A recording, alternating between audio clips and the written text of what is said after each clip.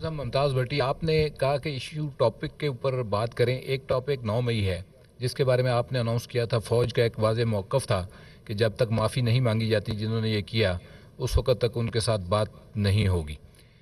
بڑے بڑے اینکر یہ خبریں دے رہے ہیں کہ کوئی غیر سیاسی لوگ جو ہے وہ بات چیت کر رہے ہیں اس جماعت کے سربراہ کے ساتھ جو کہ 9 مئی میں ملوث تھی، اور کوئی ڈیل کی باتیں ہو رہی ہیں. اس پہ لیٹسٹ اپڈیٹ کیا ہے؟ کیا فوج نے اپنا کوئی موقف نرم کیا ہے؟ کیونکہ دوسری طرف سے بھی اسٹیٹمنٹس جو ہے نا وہ کوئی ملی جلی آ رہی ہیں، کوئی نرم اسٹیٹمنٹس دوسری طرف سے بھی آ رہی ہیں جو کہ یہ ظاہر کرتی ہیں کہ انہوں نے اپنے موقف میں کوئی نرمی پیدا کی ہے. تو اس پہ ذرا واضح کر دیں کہ اس وقت فوج کیا سٹانس ہے اس کے اوپر. دیکھیں، اس موضوع پہ جو فوج کا بڑا واضح موقف ہے، جو 7 مئی کی آئی ایس پی آر کی پریس کانفرنس تھی اس میں یہ بیان کیا گیا تھا. نہ اس میں کوئی تبدیلی آئی ہے اور نہ ہی آئے گی.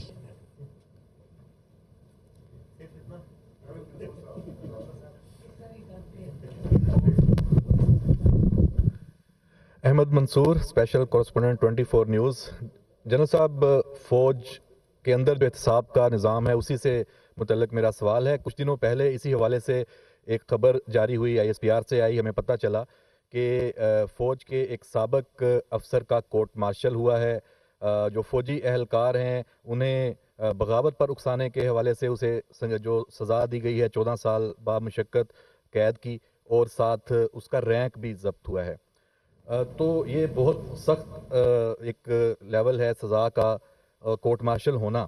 اس کی اگر کچھ تفصیلات کے کون سے ایسے الزامات ہیں جو ثابت ہوئے ہیں جن کی بنا پر یہ سزا ہوئی ہے؟ ساتھ ہی سے جڑی ایک بات کہ یہ بھی بیرون ملک ہے جس کو سزا ہوئی ہے، اکبر حسین، اور اس کے علاوہ اور بھی 2-3 کیسز ہیں جن کا کورٹ مارشل ہوا تھا، وہ بھی باہر بیٹھے ہیں. عادل راجہ ہے، حیدر مہدی ہے اور دیگر.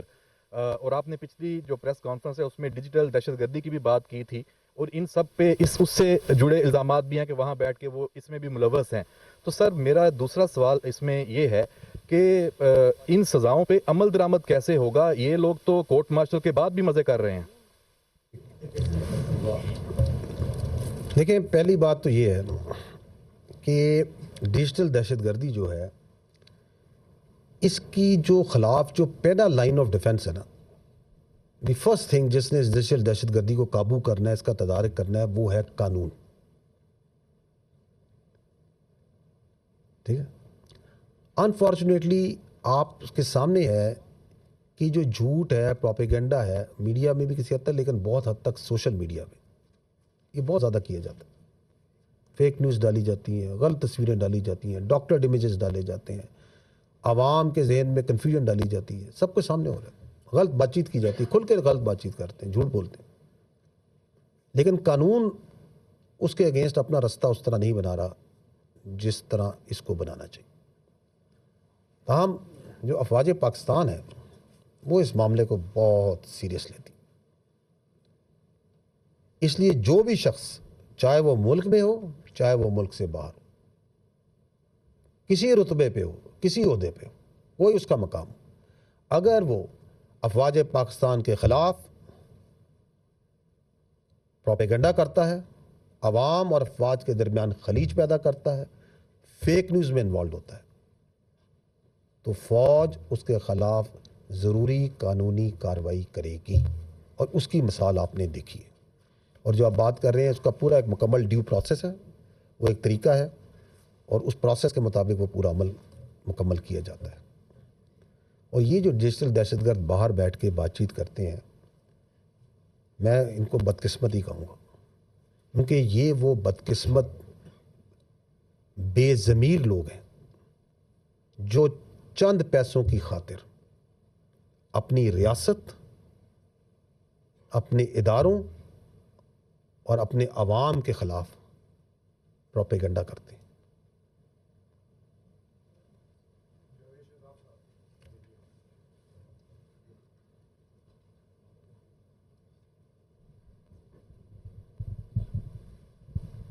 जैसा मैं जावेद शहजाद हूँ एपी न्यूज़ इस्लाम आबाद से। मैं थोड़ी देर के लिए आपको यूएसए लेके जाना चाहूँगा। आपको याद कराऊंगा कि अमेरिकी यूएसए हाँ वीज़े के बगैर। अच्छा सर, अमेरिकी कांग्रेस की जानिब से आपका वीज़ा लगा हुआ है? सर लग जाएगा सर, अच्छा, लग जाएगा। ऐसा अमेरिकी कांग्रेस की जानिब से एक करारदाद की मंजूरी दी गई थी जिसमें पाकिस्तान के इंतखाबी अमल, पाक फ़ौज के किरदार और पाकिस्तान के अंदरूनी मामलात को निशाना बनाया गया था। इस सारे अमल में कुछ अमेरिकी सेनेटर्स का एक ग्रुप था, वो भी शामिल था। और हालिया दिनों में सर देखने में आया कि गैर मुल्की जो मीडिया है पाकिस्तान के ऊपर उसकी तनकीद शिद्दत पैदा हो गई है, और वहाँ का जो एंकर्स हैं, यूट्यूबर्स हैं और उनकी जो लॉबीज़ हैं, उनकी तनकीद का महवर मरकज़ पाक फ़ौज बन चुकी है। हुकूमत तो इस कैंपेन को नाकाम बनाने में कामयाब नहीं हो सकी, बेबस नज़र आ रही है।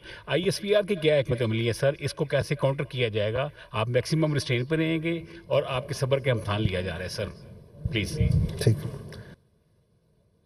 मुमताज़ भट्टी, आपने कहा कि इशू टॉपिक के ऊपर बात करें। एक टॉपिक 9 मई है जिसके बारे में आपने अनाउंस किया था। फ़ौज का एक वाज़ेह मौक़िफ़ था कि जब तक माफ़ी नहीं मांगी जाती जिन्होंने ये किया, उस वक़्त तक उनके साथ बात नहीं होगी। बड़े बड़े एंकर ये खबरें दे रहे हैं कि कोई गैर सियासी लोग जो है वो बातचीत कर रहे हैं उस जमात के सरबराह के साथ जो कि 9 मई में मुलव्वस थी, और कोई डील की बातें हो रही हैं। इस पे लेटेस्ट अपडेट क्या है? क्या फ़ौज ने अपना कोई मौक़िफ़ नरम किया है? क्योंकि दूसरी तरफ से भी स्टेटमेंट्स जो है ना वो कोई मिली जुली आ रही हैं, कोई नरम स्टेटमेंट्स दूसरी तरफ से भी आ रही हैं जो कि ये ज़ाहिर करती हैं कि उन्होंने अपने मौक़िफ़ में कुछ नरमी पैदा की है। तो इस पे ज़रा वाज़ह कर दें कि इस वक्त फ़ौज क्या स्टांस है इसके ऊपर। देखें, इस मौजू पे जो फ़ौज का बड़ा वाज़ेह मौक़िफ़ है, जो 7 मई की ISPR की प्रेस कॉन्फ्रेंस थी उसमें यह बयान किया गया था। ना उसमें कोई तब्दीली आई है और ना ही आएगी।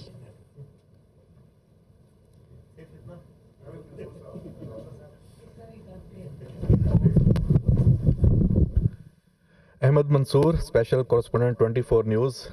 जनरल साहब, फ़ौज के अंदर जो एहतसाब का निज़ाम है उसी से मुतल्लिक़ मेरा सवाल है। कुछ दिनों पहले इसी हवाले से एक खबर जारी हुई, ISPR से आई। हमें पता चला कि फ़ौज के एक साबिक़ अफसर का कोर्ट मार्शल हुआ है। जो फ़ौजी अहलकार हैं उन्हें बगावत पर उकसाने के हवाले से उसे जो सज़ा दी गई है 14 साल बामुशक्क़त कैद की, और साथ उसका रैंक भी ज़ब्त हुआ है। तो ये बहुत सख्त एक लेवल है सज़ा का, कोर्ट मार्शल होना। इसकी अगर कुछ तफसीलात के कौन से ऐसे इल्ज़ामात हैं जो साबित हुए हैं जिनकी बिना पर ये सज़ा हुई है? साथ ही से जुड़ी एक बात कि ये भी बैरून मुल्क है जिसको सज़ा हुई है, अकबर हुसैन, और इसके अलावा और भी 2-3 केसेस हैं जो जिनका कोर्ट मार्शल हुआ था, वो भी बाहर बैठे हैं। आदिल राजा है, हैदर मेहदी है और दीगर। और आपने पिछली जो प्रेस कॉन्फ्रेंस है उसमें डिजिटल दहशतगर्दी की भी बात की थी, और इन सब पे उससे जुड़े इल्ज़ामात भी हैं कि वहाँ बैठ के वो इसमें भी मुलव्वस हैं। तो सर, मेरा दूसरा सवाल इसमें ये है कि इन सज़ाओं पे अमल दरामद कैसे होगा? ये लोग तो कोर्ट मार्शल के बाद भी मज़े कर रहे हैं।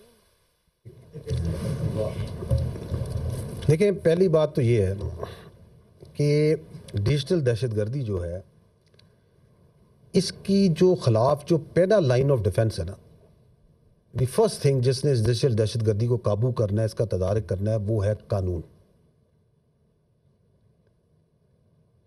ठीक है। अनफॉर्चुनेटली आपके सामने है कि जो झूठ है, प्रोपेगेंडा है, मीडिया में भी किसी हद तक, लेकिन बहुत हद तक सोशल मीडिया में ये बहुत ज़्यादा किया जाता है। फेक न्यूज़ डाली जाती हैं, गलत तस्वीरें डाली जाती हैं, डॉक्टर्ड इमेजेस डाले जाते हैं, आवाम के जहन में कन्फ्यूजन डाली जाती है, सबके सामने हो रहा है, गलत बातचीत की जाती है, खुल के गलत बातचीत करते हैं, झूठ बोलते हैं। लेकिन कानून उसके अगेंस्ट अपना रास्ता उस तरह नहीं बना रहा जिस तरह इसको बनाना चाहिए। ताहम जो अफवाज पाकिस्तान है वो इस मामले को बहुत सीरियस लेती। इसलिए जो भी शख्स, चाहे वो मुल्क में हो चाहे वो मुल्क से बाहर हो, किसी रुतबे पे हो, किसी ओहदे पे हो, कोई उसका मकाम हो, अगर वो अफवाज पाकिस्तान के खिलाफ प्रोपेगेंडा करता है, अवाम और अफवाज के दरमियान खलीज पैदा करता है, फेक न्यूज़ में इन्वॉल्व होता है, तो फौज उसके खिलाफ ज़रूरी कानूनी कार्रवाई करेगी। और उसकी मिसाल आपने देखी है। और जो आप बात कर रहे हैं उसका पूरा एक मुकम्मल ड्यू प्रोसेस है, वो एक तरीका है। اور اس پروسیس کے مطابق وہ پورا عمل مکمل کیا جاتا ہے. اور یہ جو ڈیجیٹل دہشت گرد باہر بیٹھ کے بات چیت کرتے ہیں، میں ان کو بدقسمت ہی کہوں گا، کیونکہ یہ وہ بدقسمت بے ضمیر لوگ ہیں جو چند پیسوں کی خاطر اپنی ریاست، اپنے اداروں اور اپنے عوام کے خلاف پروپیگنڈا کرتے ہیں.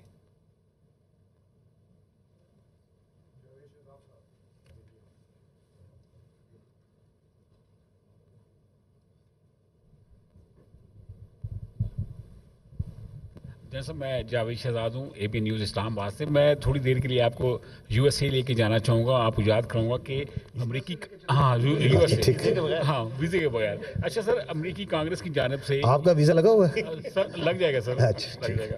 ایسا امریکی کانگریس کی جانب سے ایک قرارداد کی منظوری دی گئی تھی جس میں پاکستان کے انتخابی عمل، پاک فوج کے کردار اور پاکستان کے اندرونی معاملات کو نشانہ بنایا گیا تھا.